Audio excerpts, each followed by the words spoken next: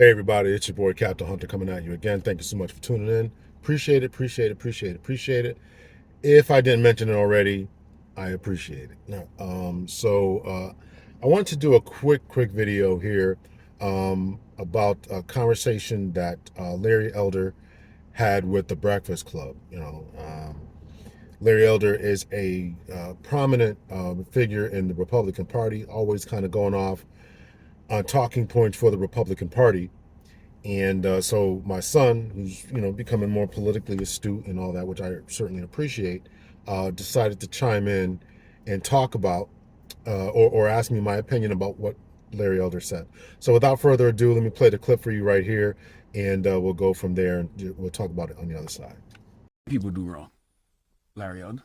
What do you mean? What do white people do? I'm not worried about white people. I'm worried about what's going on with us. But if there's systemic racism in this country, which we know it is. No, I don't say there is. You say there is. I don't believe that. Oh, you don't believe there's? No, there used to be, obviously. Tell me what you think the number one systemic example of systemic racism is in America. Oh man, there's so many. Just give me the most important one you think. At the top of mind, I'd probably maybe mass incarceration, maybe. Really? During the Great Depression, when 50% of black adults were unemployed, you didn't have this kind of mass incarceration. It's the breakdown of the family. I'm not going to. I agree with the family part. I'm a black man who is a father to his children, and I'm a happily married black man to a black woman. So I'm never going to argue with that part, But I just feel like everything is black with you. Black is wrong. Black people do this and black people do that. And when I ask you what white people do wrong, you said you're not worried about white people at all. I'm talking about the damage, disproportionate damage going on in the black community. For example, look at these smash and grabs that are taking place in Los Angeles, where I live. There's a suburb called Glendale where at a mall recently, a mob of 30 to 40 people, they had masks on, but one guy got popped. He was a black. And I think most of those who were doing this were black. If I were involved in something like that, Charlemagne, I would have been more afraid of my father than I would about the cops catching me. These kids are afraid of neither. They don't have a father in the home. Cops are demoralized. They're pulling back. Their manpower is short. And as a result, you tell a bad guy you're less likely to be caught, convicted, incarcerated, crime goes up. They may be criminals, but they're not stupid. When you say, what do white people do? I mean, this is a country that has struggled mightily to get over its historic racism. There was a civil war. There was a big civil rights movement.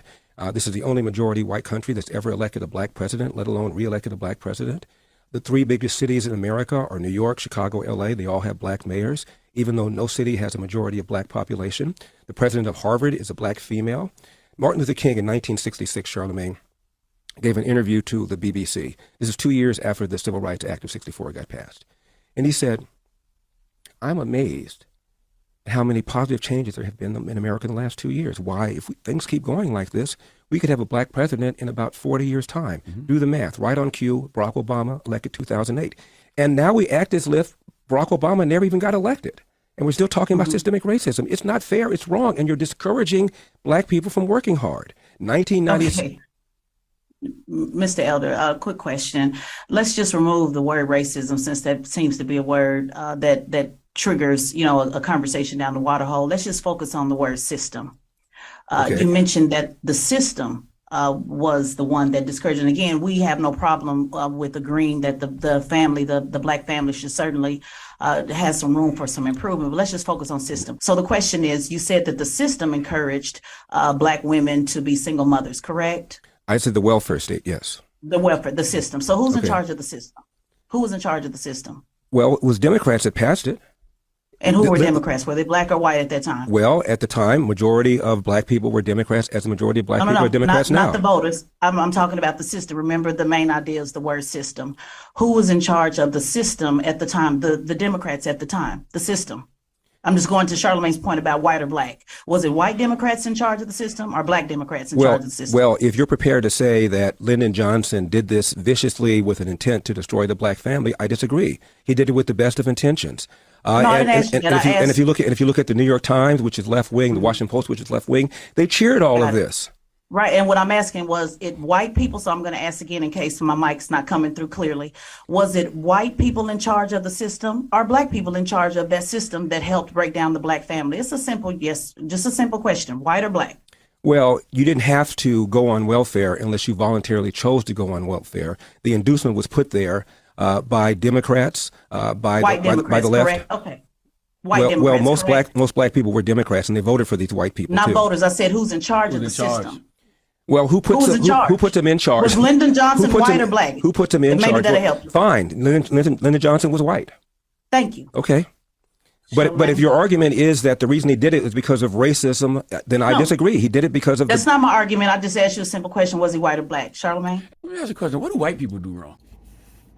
Okay, so upon seeing that, we can see Larry Elder's response, right? So Larry Elder is going on and talking about, first off, he's talking about the question is posed to him, what do white people do wrong?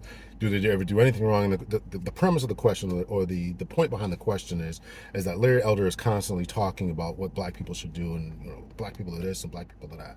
And I agree that he constantly is talking about that. So the question is, you're always talking about us. Okay, what are other people doing? Okay. So just for context to this, I'm just seeing this. I think it was posted the other day, and I do plan to watch the entire video. I'm about to take a ride right now and watch the entire video, just to make sure that I can get a fuller context as to what's going on here. But just for a quick video here, I want to just say this: he's wrong in his context of his answer to the Charlamagne's response of the biggest systematic problem was mass incarceration. So he goes back to the 1920s in the Great Depression. And I've heard racists, white racists, talk about this. It's a talking point among white racists, or at least I've heard them say that that poverty drives crime, right? And their point is that white people during the Depression, when everybody's laid off from work, we're not committing crime. So what's wrong and what's deviant about black people that are doing the same thing? So that is a disingenuous argument because no one was being mass incarcerated back in the 1920s and 30s when the Great Depression was going on. It just wasn't a thing. The mass incarceration is a 1980s, 70s, 80s, 90s situation in which African Americans in particular were targeted for grossly for selling of drugs and the war on drugs and all that, right? And so I'll put up some statistics here so you can see the spike in all this. The 1920s, 1930s, all up and really until about the Second World War, African Americans generally lived in the South. 90%, 95% of them lived in the South, and if they were convicted of a crime, they were sent to the convict leasing formats and things along those lines, right? If you don't know what that is, Google that. And I want to make this quick. So the prison industrial complex, as we know it, didn't exist at that particular time because they wanted them for quote unquote slave labor, right? So free labor, right? So that's why it was a disingenuous argument. Now, of course, we get into the question that was asked by the sister, and I don't remember her name. I haven't really watched the show there very much, but I know she's kind of filling in for Angela Yee, and have had a bunch of different guests and all that. So my point in saying this is that then she starts off with this disingenuous. Well, who's in charge? And Larry Elder was right. It's hard to think of these things. When things are going on, you really got to be quick. And Larry Elder is a smart guy and is fairly quick in what he's saying. But in the 1960s, roughly, and I'll put this article up to roughly 2/3 of African Americans were Democrats, right? And we get this switch that goes on because of the Great Society, because of the promises that are made to African Americans about voting and all this kind of stuff, right? So there's this great switch that comes about. If you leave it to Candace Owens, she say the switch didn't occur. She's absolutely wrong. Another one is just crazy. So point, he's right. The African Americans who are in charge, who are members of the Democratic Party, voted for many of the accoutrements, many of the benefits that unfortunately a class of individuals have taken advantage of and never really seemed to let go up until the 1990s, early 1990s or so, when Bill Clinton had to say enough of this nonsense. And it's still kind of going on even today.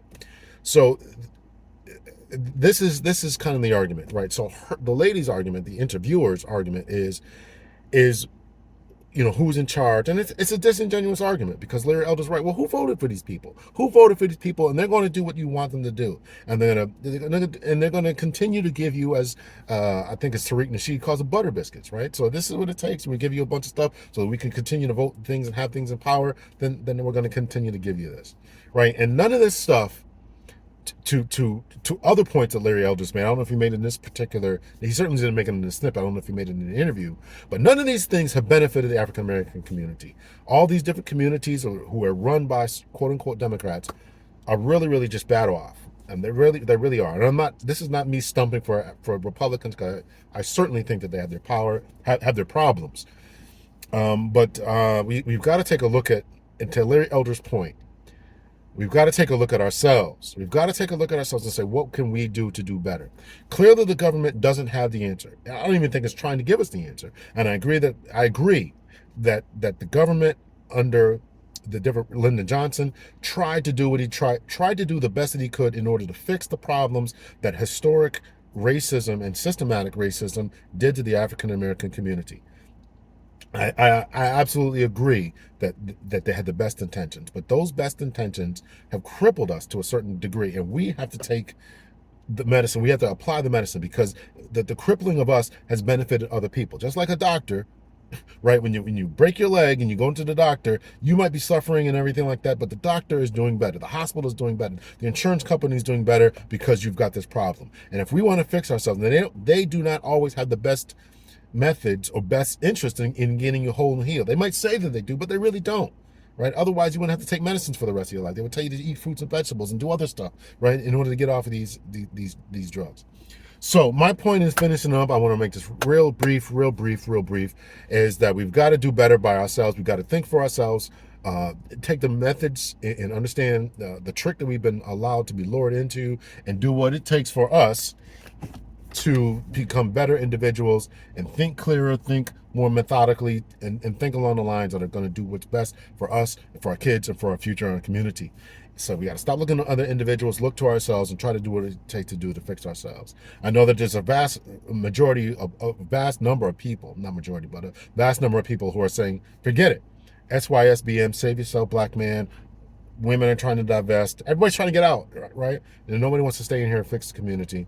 But we got to take a look at ourselves and see, is the community worth saving? What should we do? And how do we go about saving it? And the first thing we got to do is have a serious conversation about where we are, how do we get here, where we are, how do we get here, and how do we move forward? And we need academics, psychologists, psychiatrists, instructors, teachers, clergy, everyone to get on board with this and figure out where we are and how do we get out of this mess that other people have made for us. Much love and peace. Let me know your thoughts and your opinions about what Larry Elder said. I may do a longer reaction to this. I'm going to watch the video, the full entire hour video, and if it's worthy of doing, then I'll do something about that. Much love and peace.